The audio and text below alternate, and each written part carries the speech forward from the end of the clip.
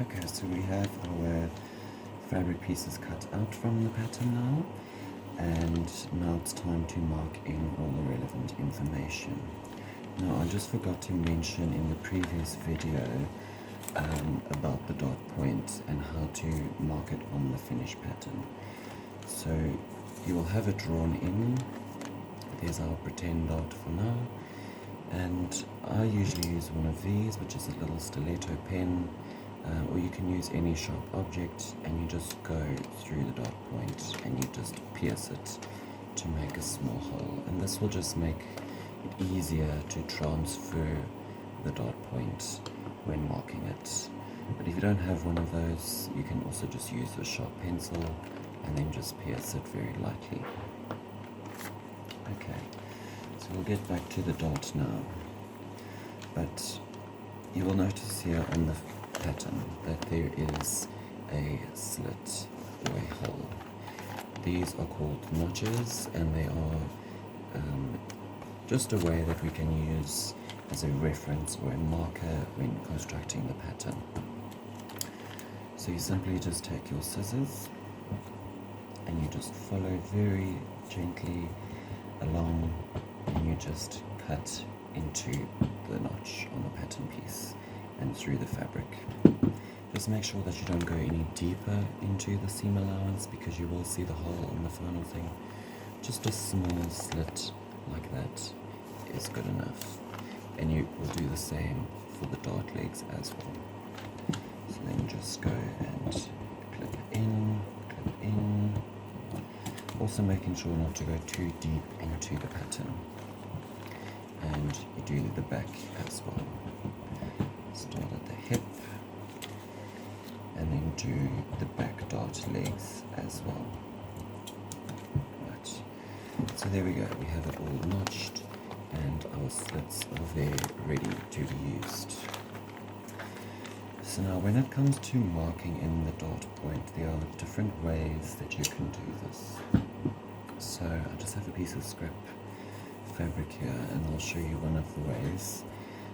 You can use a water erasable pen, and what it does is it will just mark it just like any sort of Koki or marker on paper, except this one is washable. So I just have a damp piece of scrap here, and I'm just going to wipe it, and I'll just show you that it's quite easy to wash off as long as it's nice and light. And it also depends on the fabric, so you typically use this for fabrics where it's a darker fabric, but you see that it's kind of faded, but it's left a little stain there. So because this is a white fabric, I don't really want to use that.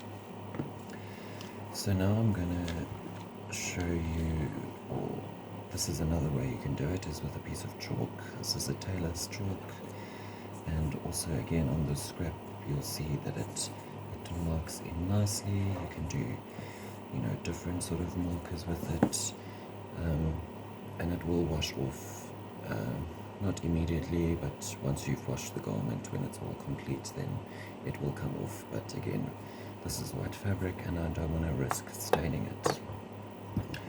And another way is also to use a pencil, where you just very lightly just draw a small little point that you can use as a reference. I don't know if you can see it, but just very lightly with the pencil, just mark anything, a point. But I don't want to use this either because this is a white fabric.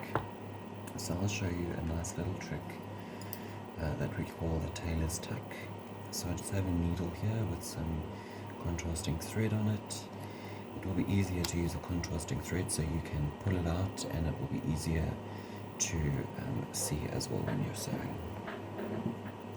So just take the needle, and I have my dot point there, and just slide the needle through the dot point where you've punctured it, and go all the way through the fabric like that, and then pull the thread out so that it will be like that, and then you can just trim it a little bit. Just don't tie a knot, and just leave it quite long so that we can see it nicely. And you can do the same with the back as well. Now this is great if you're using lighter fabrics because you can easily just take it out and you don't risk staining the fabric piece. And then just trim it there nicely. Okay. So now if I remove my pins, you will be able to see what it is that I have done.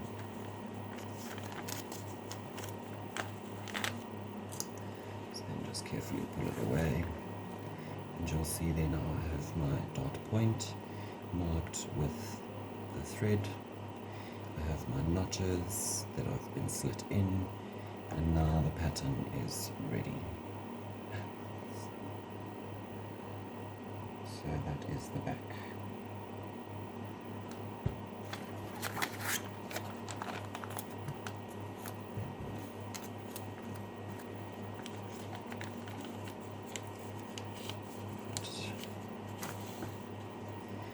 Just carefully make sure the thread doesn't come out, and just leave it there nicely.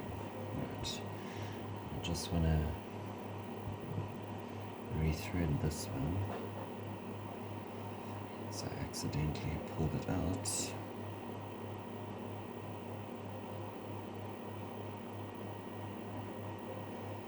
Just go there again. Just put it through. And you'll see that using the contrasting thread really does help to make it stand out. So there we go. That is how we mark in our relevant information. And then just for the purpose of this exercise, I'm going to go ahead and mark in the dart leg lines. But you won't be doing this. I'm just going to do it very neatly and very lightly with a pencil. This will just help you see what it is that I'm doing. And I'm going to do it on the right side. And I'll flip it over and do it on the wrong side as well.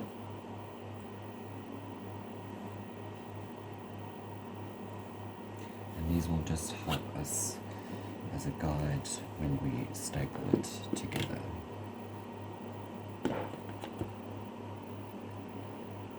Just mark very lightly on the back and the front. Right, so there we go. I have my dart is now ready,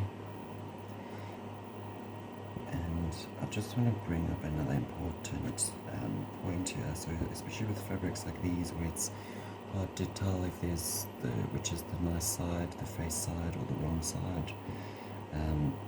So if you notice, the pattern has been cut out like this. So this will now be the right side because it's the right side of the pattern. So I'll just flip it over and put a sticker there. I've marked it wrong side or WS, and then just place it there just so that we can see that this is the wrong side, just so that we can orientate ourselves a bit easier later on.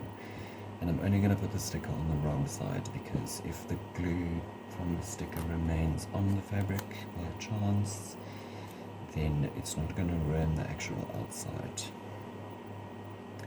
And there we have it. We have it all marked. And then in the next video I will show you how we're going to close this and construct it all, and then you will have your mini half scale skirt.